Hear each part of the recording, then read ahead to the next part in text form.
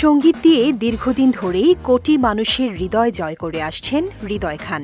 জনপ্রিয় গায়ক ও সঙ্গীত পরিচালক হিসেবে তার পরিচিতি থাকলেও এবার একেবারেই ভিন্ন পরিচয়ে দর্শকদের সামনে হাজির হয়েছেন তিনি।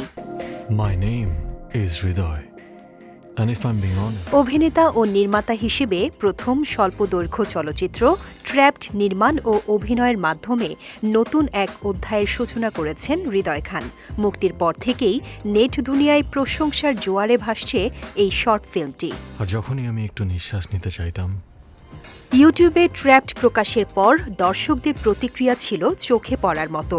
কমেন্ট বক্সে হৃদয় খানের অভিনয় ও নির্মাণ শৈলীর প্রশংসা করেছেন অসংখ্য ভক্ত। একজন দর্শক লিখেছেন, হৃদয় খানের কাছ থেকে এমন একটি শক্তিশালী কাজ আশা করিনি, সত্যি দারুণ লেগেছে। আরেকজন মন্তব্য করেছেন, ব্রো, মাইন্ড ব্লোয়িং।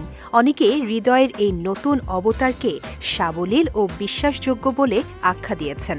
ওই আলিঙ্গন যেন জীবন রেখার মতো লাগছে। শুধু অভিনয়ে নয়, পরিচালক হিসেবেও নিজের মুনশিয়ানা দেখিয়েছেন হৃদয় খান।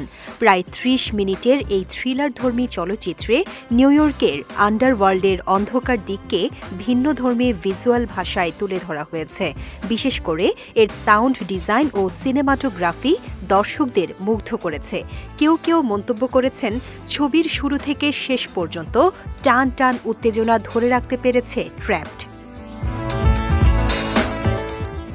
এই স্বল্প দৈর্ঘ্য চলচ্চিত্রে নিউ ইয়র্ক প্রবাসী হৃদয় নামের এক যুবকের আন্ডারওয়ার্ল্ডে জড়িয়ে পড়ার গল্প দেখানো হয়েছে, যেখান থেকে বেরিয়ে আসতে চাইলেও শেষ পর্যন্ত সে ব্যর্থ হয়।